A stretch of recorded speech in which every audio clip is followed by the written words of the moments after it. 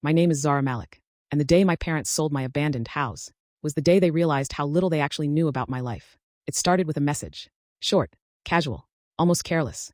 We handled the old property. No need to worry about it anymore. I read it twice, then a third time, because something about those words didn't sit right. Handled. That wasn't a word you use for something small, or something unimportant. I called immediately. My mother picked up. Yes, she said, like I was interrupting something. What do you mean you handled it? I asked. A pause. Then, we sold it, she replied. Just like that. No build-up. No hesitation. Like she was telling me she donated old clothes. I leaned back slowly. You sold my house? I asked. It was abandoned, she said. No one was using it. Abandoned. That word again. Funny how easily people label something, when they don't understand it. You didn't think to ask me? I said. We did ask you, she replied quickly. You never responded. I frowned. When? Months ago, she said. You were busy. As usual. Busy. Another word they used when they didn't get answers they wanted. I told you I'd handle it, I said. Yes, she replied. And you didn't. Silence. Because from her perspective, that was true. What she didn't know was why. How much did you sell it for? I asked. She hesitated, then said a number. Low. Too low. Not even close to what it was worth. Not even close to what it represented. Who bought it? I asked. A private buyer, she said. Quick deal. Clean paperwork. Clean. I almost smiled, because nothing about this was clean. Send me the documents, I said. Why? She asked. It's already done. Already done. Final. Irreversible. That's what she thought. Just send them, I repeated. A pause. Then, fine, she said and hung up. Minutes later, the files came through.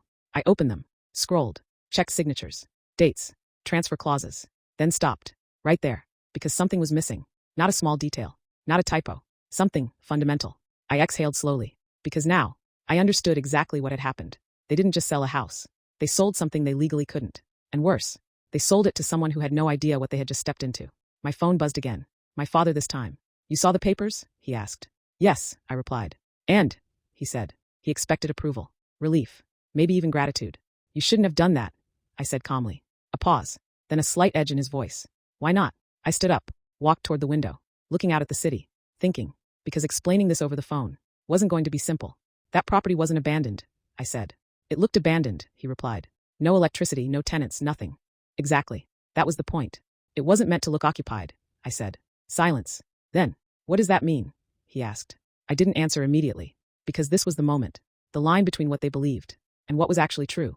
That property, I said slowly, is under diplomatic protection. Silence. Real silence this time. Not confusion. Not dismissal. Just absence of sound. Because he didn't understand.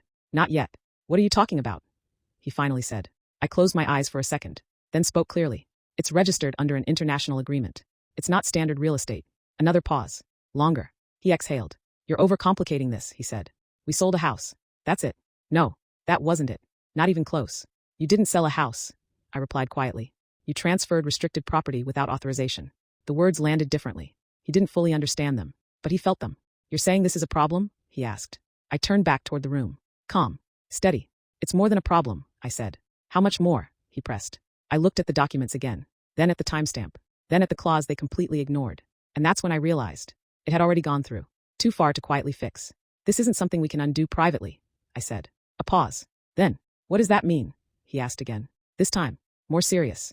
Because now, he knew something was wrong. It means, I said slowly, you just triggered a review. Silence. Then a sharper tone.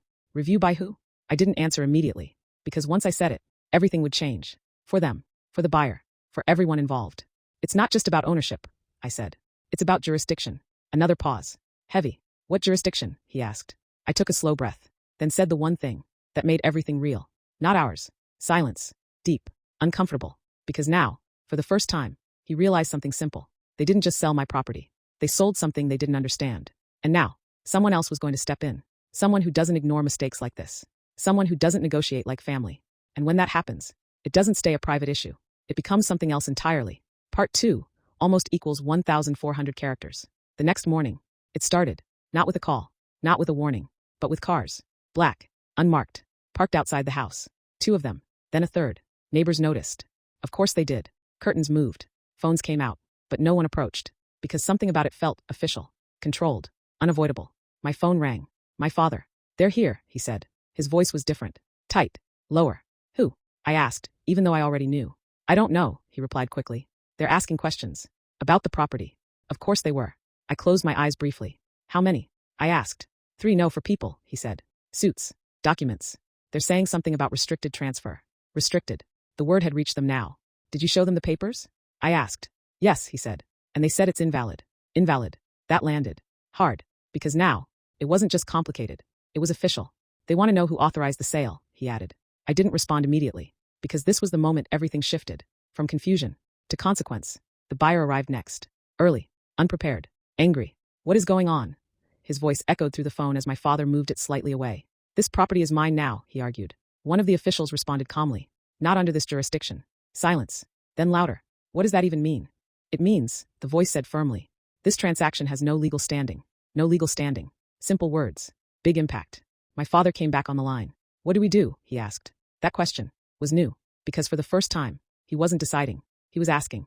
Nothing, I said calmly. A pause. Nothing, he repeated. They'll handle it, I replied. And that was the truth. Because once something like this is triggered, it's no longer personal. It's procedural. Structured.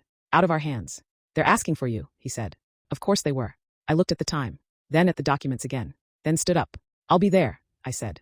Because now, this wasn't just about fixing a mistake.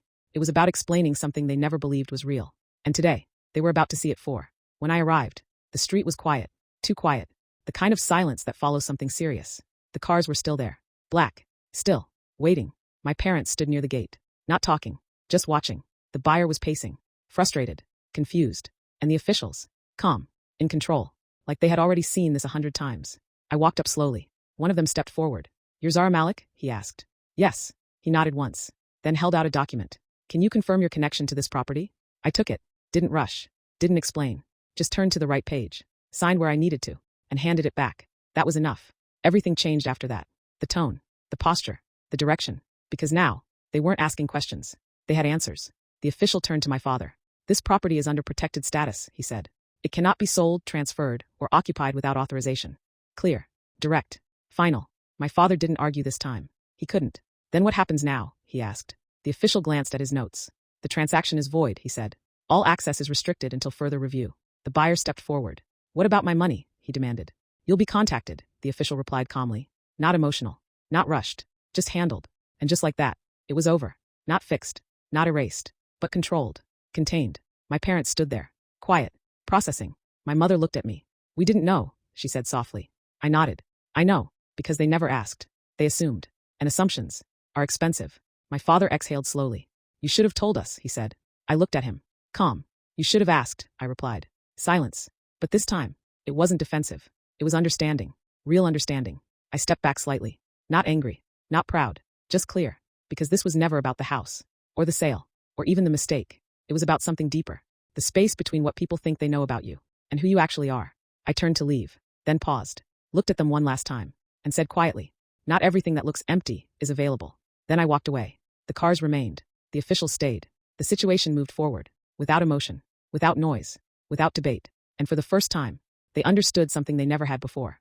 My life wasn't something they could manage from the outside. It never was. Glowing star moral of the story. Assumptions can cost more than mistakes.